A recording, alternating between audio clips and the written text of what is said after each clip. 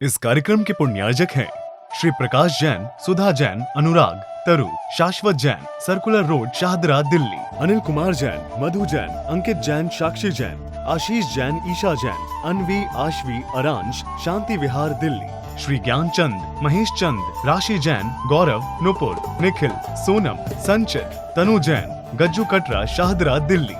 श्री सुरेंद्र कुमार जैन, स्नेहलता जैन, सचिन जैन, मधुलिका जैन, प्रणव जैन, पलवल। श्री सुरेंद्र कुमार जैन, सरला जैन, पुत्र वधु, अंकुर जैन, शिखा जैन, पुत्र वधु, मधुर जैन, कोपल जैन, पौत्री अदिति जैन, सानवी जैन, टियाना जैन, फरीदाबाद।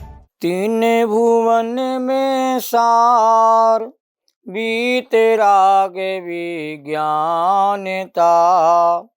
शिव स्वरूप शिवकार, नमः त्रियोग समार के। छहढाला ग्रंथ का मांगलिक स्वाध्याय चल रहा है। द्वितीय ढाल की चर्चा प्रारंभ हो चुकी है और द्वितीय ढाल में दौलतराम महाकवि ने मिथ्या दर्शन, मिथ्या ज्ञान, मिथ्याचार को दुखी होने का, जन्म मरण रूपी दुख से छुटकारा पाने के लिए तीनों का स्वरूप बताया जा रहा है। मिथ्या दर्शन का, मिथ्या ज्ञान, मिथ्याचार का। और मिथ्या दर्शन दो प्रकार का है, अगृहीत और गृहीत। मिथ्या ज्ञान भी दो प्रकार का है, अगृहीत और गृहीत। और मिथ्याचार भी दो प्रकार का है, अगृहीत और गृहीत। तो सबसे पहले दौलतराम कवि ने मिथ्या दर्शन का वर्णन प्रारंभ किया है। और मिथ्या दर्शन के दो भेद होते हैं, अगृहीत और गृहीत। तो अगृहीत मिथ्या दर्शन की चर्चा को सबसे पहले रखा है और बाद में अगृहीत मिथ्या ज्ञान का वर्णन करेंगे। उसके उपरांत अगृहीत मिथ्याचार का वर्णन करेंगे। फिर गृहीत मिथ्या दर्शन का वर्णन आएगा, फिर गृहीत मिथ्या ज्ञान का वर्णन आएगा, फिर गृहीत मिथ्याचार का वर्णन आएगा। इस प्रकार से दूसरे नंबर की ढाल में विषय वस्तु का निरूपण होगा। अगृहीत मिथ्यात वह है जो भूल अनादि काल से जीव की चली आ रही है। क्या भूल चली आ रही है? जो पर्याय प्राप्त हो जाती है उसी पर्याय में जीव की अहम बुद्धि हो जाती है। जिस शरीर को प्राप्त करता है उस शरीर को यह आत्मा अपना मान लेता है।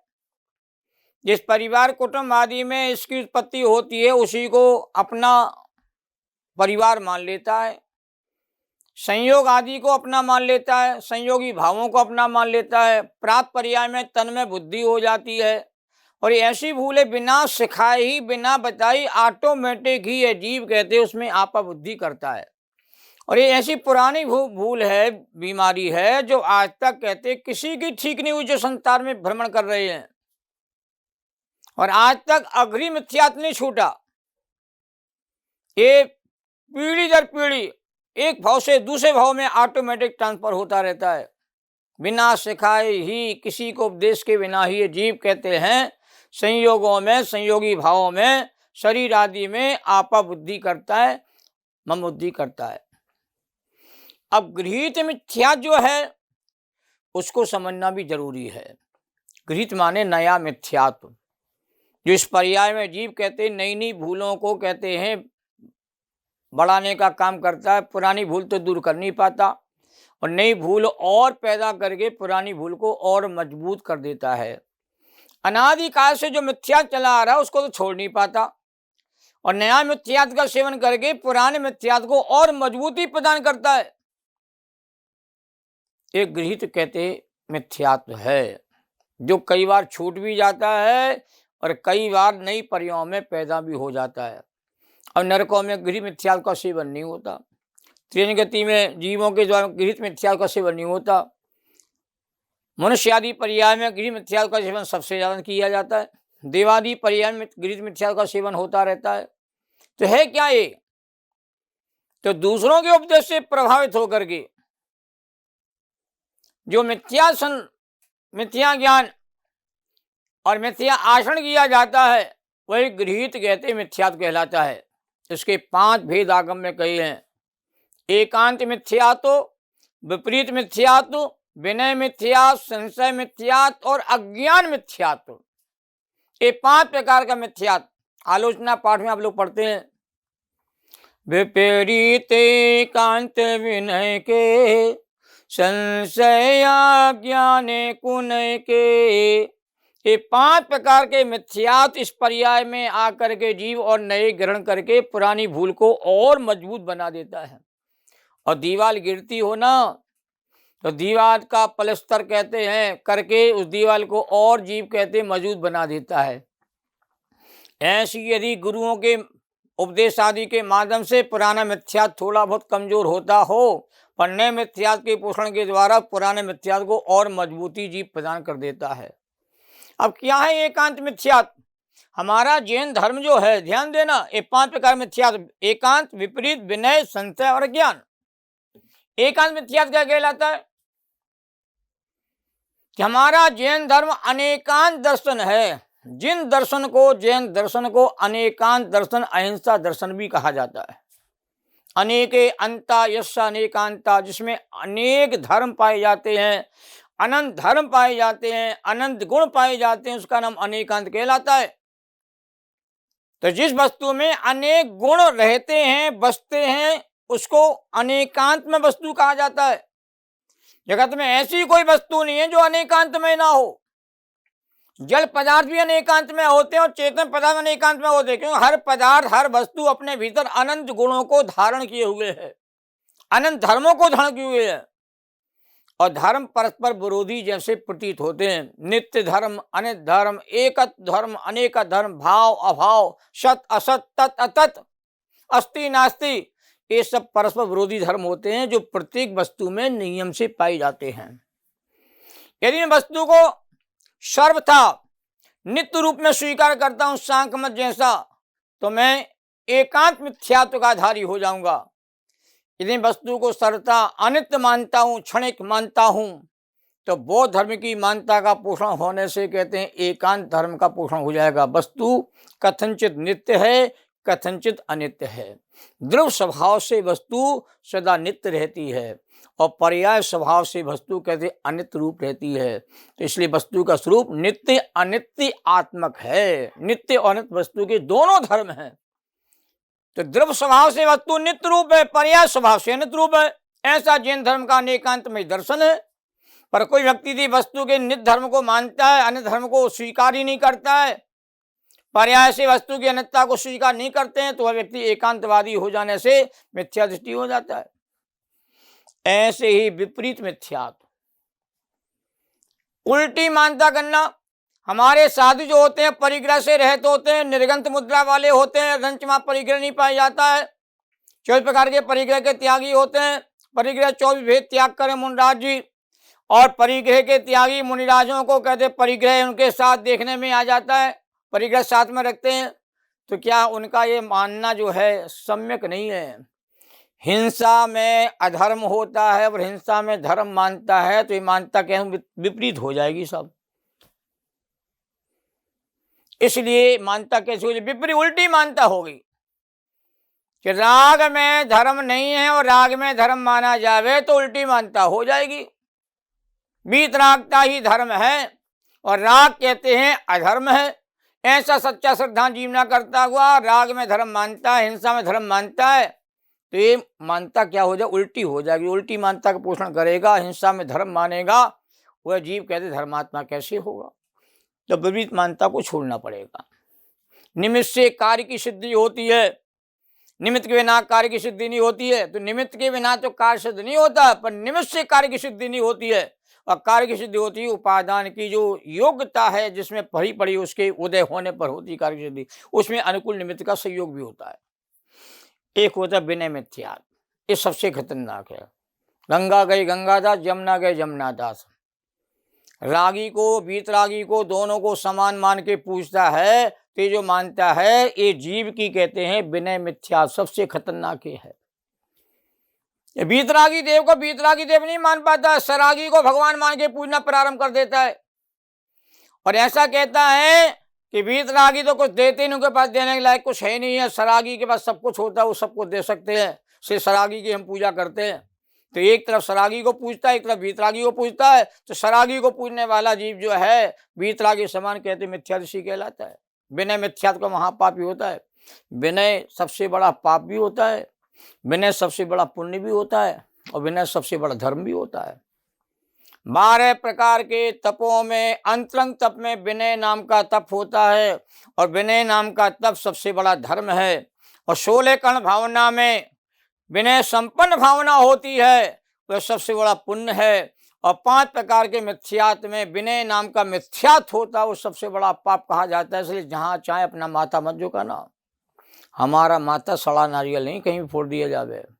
हमारा माथा वीतराग देव के चरणों के अलावा और कहीं नहीं झुकेगा। ऐसी सच्ची श्रद्धा होगी तो विनय मिथ्या से जीव कहते बचेगा, अन्यथा तो ये जीव कहते हैं अपनी श्रद्धा को बेचता रहेगा, लुटाता रहेगा और सच्चा धर्म उसे कभी मिल नहीं पाएगा।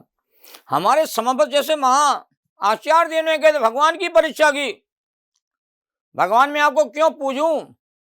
आप वेदी में विराजमान हो, छतल लगा हुआ है, भामंडल लगा हुआ है, चमर ढुलाई जा रहे हैं, इसलिए मैं आपकी पूजा करूंगा।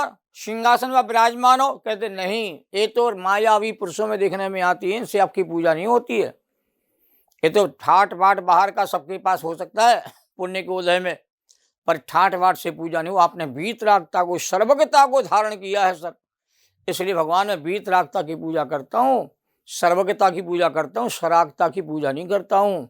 ऐसा पक्का श्रद्धान होगा तभी जाकर के जीव कहते विनय मिथ्यात्व के महापाप से बचेगा। और संशय मिथ्यात्व, अधर्म में झूलना, कि राग से धर्म होता है, कि वीतराग से धर्म होता है, निमित्त से कार्य होता है, कि उपादान से कार्य होता है, मैं शरीर हूँ कि मैं आत्मा हूँ। ऐसा जो संशयात्मक ज्ञान है वो ज्ञान भी कहते मिथ्यात्व के खाते में चला जाता है। निर्णय पक्का होना चाहिए। जैन धर्म में संशय को कोई स्थान नहीं दिया गया है।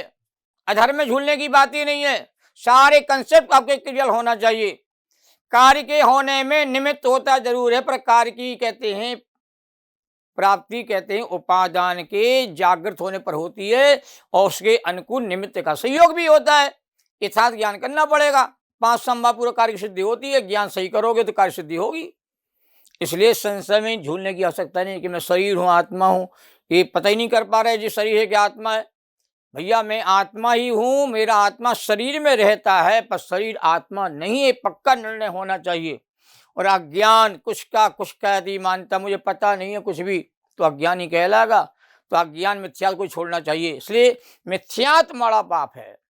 और 3 प्रकार की भूलें और आती हैं, निश्चयाभास, व्यवहाराभास और व्याभास। और 3 प्रकार की भूलों का वर्णन कहते हैं गृहीत मिथ्यात्व की भूलें हैं तीनों। अगृहीत की भूलें नहीं है ये।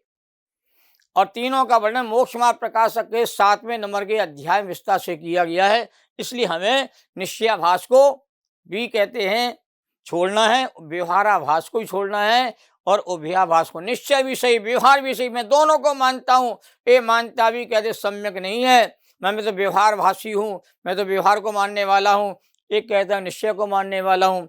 इस प्रकार से जो मानता है वो गृहीत मिथ्यात्व की मानता है। उस मानता को हमें छोड़ना पड़ेगा, तब जाके गृहीत मिथ्या छूटेगा। अब चर्चा अपनी आगे बढ़ाते हैं कि वास्तव में देखा जाए बुखार रोग नहीं है, रोग की अभिव्यक्ति है।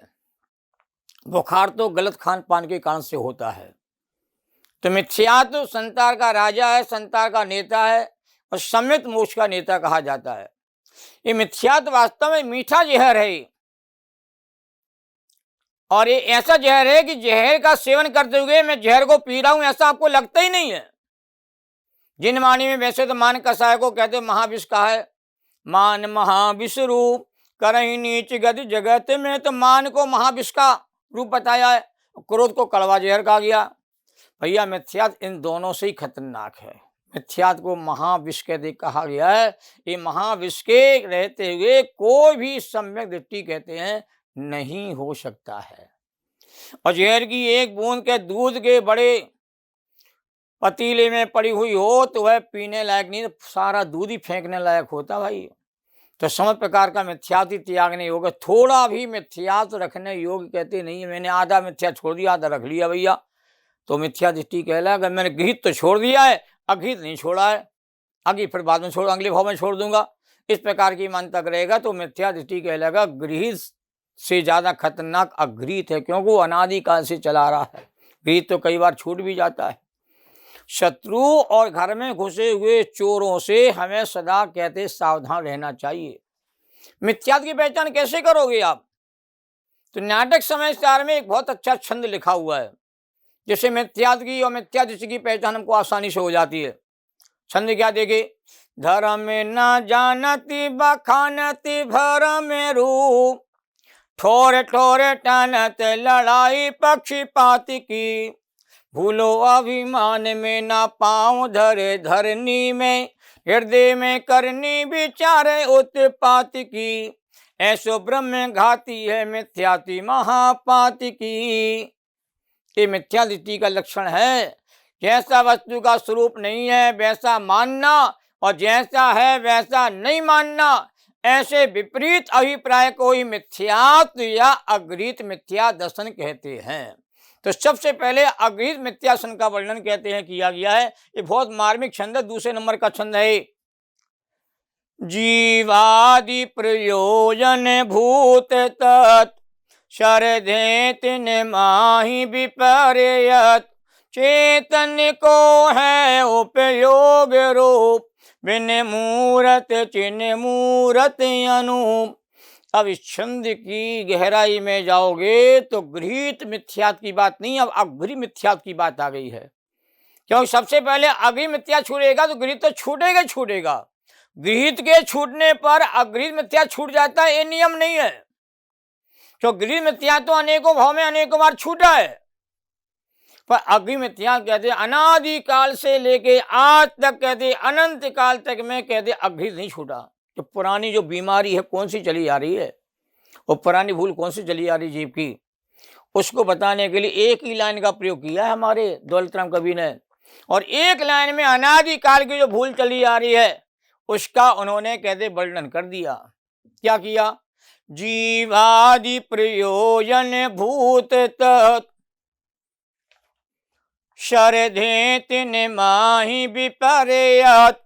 इस लाइन में, एक लाइन में अगृहीत मिथ्या दर्शन का सर्वांग स्वरूप बता दिया कि जीव आदि जो 7 तत्व हैं जो प्रयोजन भूत हैं, जिन्हें जानना बहुत जरूरी है। जीव आदि माने जीव, अजीव, आत्रो, बंध, संबर, निद्रा, मोक्ष। ये 7 प्रकार के तत्व कहते कहे गए हैं। तत्व कहते किसे पहले पता लगा लिया जाए। वस्तु के भाव को, स्वभाव को तत्व कहा जाता है। और तत्व मूल में 2 होते हैं, जीव और अजीव।